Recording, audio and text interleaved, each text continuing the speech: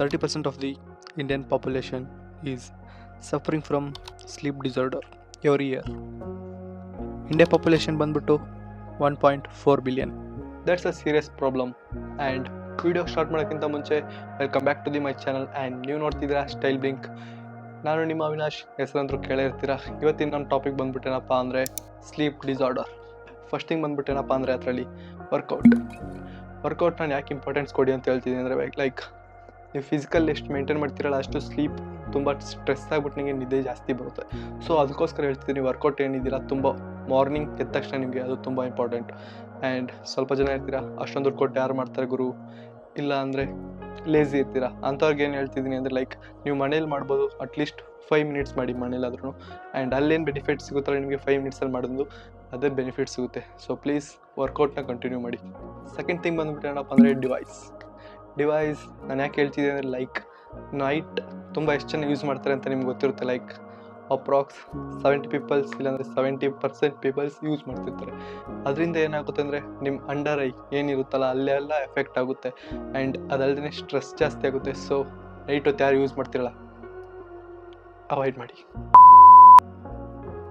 Better sleep ಬೇಕು ಅಂದರೆ first ನೀವು ಬಂದ್ಬಿಟ್ಟು ಏನು ಮಾಡಬೇಕಂದ್ರೆ ಶೆಡ್ಯೂಲ್ನ ಮಾಡ್ಕೊಳ್ಳಿ. ಲೈಕ್ ಹೇಗೆ ಅಂದರೆ ಕರೆಕ್ಟಾಗಿ ನಾನು 7 o'clock ಎದ್ದೇಳಬೇಕು, ಇಲ್ಲಾಂದರೆ 10 o'clock ಮಲ್ಕೋಬೇಕು.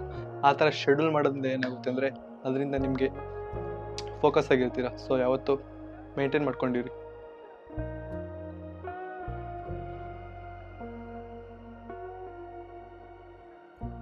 ನೆಕ್ಸ್ಟ್ ಬಂದ್ಬಿಟ್ಟು ಏನಪ್ಪ ಅಂದರೆ ಎನರ್ಜಿ ಡ್ರಿಂಕ್.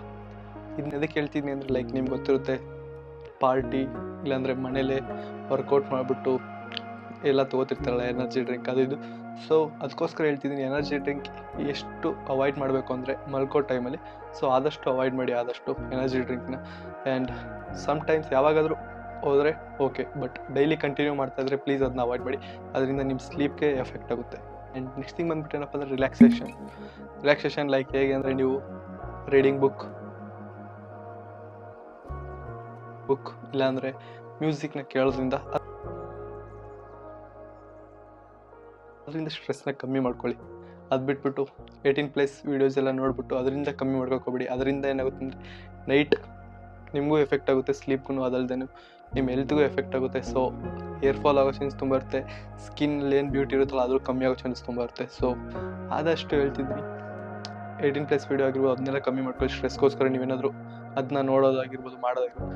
ಸೊ ಆದಷ್ಟು ಅದನ್ನ ಕಮ್ಮಿ ಮಾಡ್ಕೊಳ್ಳಿ. ಆ್ಯಂಡ್ ರೀಡಿಂಗ್ ಬುಕ್ ಆಗಿರ್ಬೋದು ಇಲ್ಲಾಂದರೆ ಮ್ಯೂಸಿಕ್ನ ಕೇಳೋದು ಅದನ್ನ ಸ್ವಲ್ಪ ಜಾಸ್ತಿ ಮಾಡ್ಕೊಳ್ಳಿ. ಅದರಿಂದ ಏನಾಗುತ್ತೆ ನಿಮ್ಮದು ರಿಲ್ಯಾಕ್ಸೇಷನ್ ಇದೆಯಲ್ಲ ಆಗುತ್ತೆ. ಆ್ಯಂಡ್ ಲಾಸ್ಟ್ ಬರ್ತೀನಿ ನಾಟ್ ದ ಲೀಸ್ಟ್, ಸನ್ಲೈಟ್ ನೀವು ಮಾರ್ನಿಂಗ್ ಎಷ್ಟು ವಾಕಿಂಗ್ ಹೋಗ್ತಿರಲ್ಲ ಅದರಿಂದ ನಿಮಗೆ ವಿಟಮಿನ್ ಡಿ ಸಿಗುತ್ತೆ. ಅದಷ್ಟೇ ಅಲ್ಲದೆ ನಿಮ್ಗೆ ಏನು ಮಾಡುತ್ತೆ ಅಂದರೆ ಅದು ಫುಲ್ ಆ್ಯಕ್ಟಿವ್ ಆಗಿಡುತ್ತೆ ದಿನ ಪೂರ್ತಿ. ಸೊ ಆದಷ್ಟು ಸನ್ಲೈಟ್ ಎಕ್ಸ್ಪೋಸ್ ಮಾಡಿ.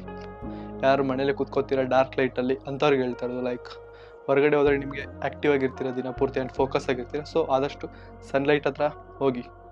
ಆ್ಯಂಡ್ ಗಾಯ್ಸ್, ಇಲ್ಲಿ ತನಕ ವೀಡಿಯೋ ನೋಡಿದ್ರೆ ಅಂದರೆ ಮೋಸ್ಟ್ಲಿ ನಿಮಗೆ ಇಷ್ಟ ಆಗಿದೆ ಅಂತ ಅನ್ಕೋತೀನಿ.